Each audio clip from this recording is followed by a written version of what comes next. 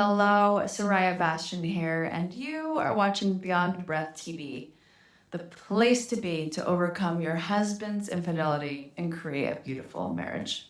Trust is a delicate subject. I'm sure you'd agree, especially if you're here listening to this after the trust in your marriage has been destroyed because of infidelity. How can you ever believe anything he says ever again, right? Well, in this video, I'm going to show you how to rebuild the trust you desire after your husband's infidelity. And spoiler alert, it's not in your husband's phone. Right now, if I were to take a wild guess, you are waiting for your husband to prove his trustworthiness to you before you fully hop back into your marriage. And to rebuild that trust, he needs to give you all of the passwords, never take his phone into the bathroom, participate in active recovery forever, and share his location with you at all times. But even though you have all of his passwords, you can't stop looking at his phone. And it leaves the trust you're trying to rebuild dependent on whether he takes his phone into the bathroom. And even though he is participating and attending every individual and group therapy session, you still think he's somehow fooling you. And the second he leaves for work, you're staring at your phone to see where he is, and you're still wondering who is in the car with him. This was a problem, and not one I'm sure you intended to create when you decided to work on your marriage after his infidelity. This is a problem because for years and years, you continued to gather ammunition as you search through phone records and credit card statements, watch the nanny cams, but you still can't decide if he's trustworthy or not. This is a problem because you start setting your own booby traps, and as horrible as this is going to sound, you become a master manipulator yourself as you premeditate different scenarios, like showing him a specific YouTube video on gaslighting, and according to his reaction, you're somehow going to know if he's trustworthy or not. This is a problem because the second your husband changes the Netflix password without telling you, or he misses one therapy session,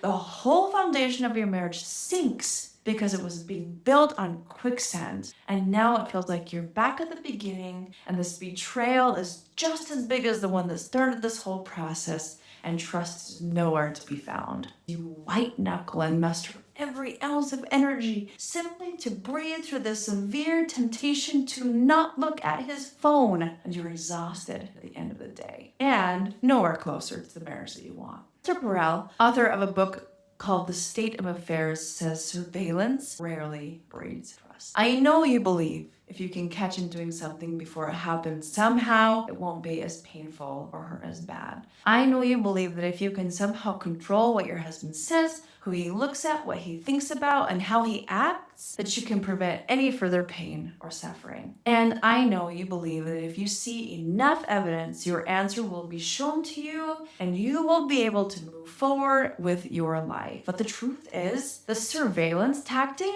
decreases trust to where you may be at a point in your marriage where your husband has stopped sharing his information with you because he doesn't trust you. And you're like, wait a minute, you're not the one who cheated. And now, yet you're trying to prove you're trustworthy to him while also waiting for him to prove his trustworthiness to you. All of this increases your stress, and all of this affects your marriage sometimes more than the infidelity itself.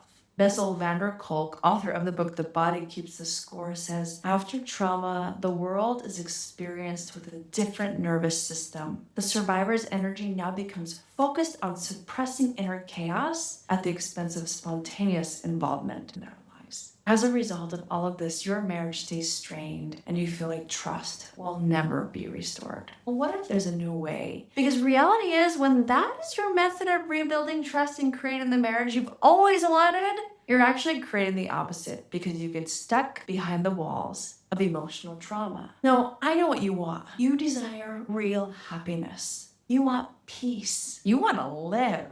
You don't want to fake it anymore. You don't want to be critical of your husband's every move. You don't want to live with resentment, anger, and frustration anymore. And you don't want to be triggered by a song or a word or a look. You don't want to be wound so tightly in an attempt to keep it all together that you end up exploding, shrouded into everyone and everything. You want to see the beautiful blue sky. You want to feel the warmth of the sun on your skin. When I hear your child's laughter and to smile with all of you. You want to enjoy the touch of your husband's hand and breathe in the scent of him, right? That's what you want. And I want that for you too. So let me share with you what needs to happen in order for you to rebuild the trust that you seek so that you can have everything that you want. In order to rebuild trust, you have to clear this emotional trauma. By clearing your emotional trauma, your clarity is restored to you about what is safe so that you can step into your marriage trusting yourself and rebuilding the trust lost in your marriage. Now, this is not about white knuckling and convincing yourself not to look and telling yourself things are fine because you've tried that. I tried that. Every single woman I've worked with has tried that. And that is not what we are setting up here. This new way of building trust is superior because you will no longer be required to watch and wait and hold your breath for your husband to prove his trustworthiness to you. The feelings of helplessness and hopelessness of suffering cease, and you finally receive the peace and the life that you want to live and are able to embrace it fully. Now it's time for me to hear from you. Answer this question in the comments below. Has looking in your husband's phone or watching his location on the tracking app ever brought you anything more than temporary peace? And how did you feel doing these things and afterwards? I can't wait to read your answers. And then be sure to head over to SorayaBastian.com and subscribe to become a Beyond Breath Insider, where you'll gain instant access to an awesome training where I share the secrets to creating a marriage full of passion, intimacy, and excitement after your husband's infidelity, as well as some exclusive content, some special giveaways, and personal updates from me that I don't share anywhere else. Thank you for joining me today. I love you. Bye-bye.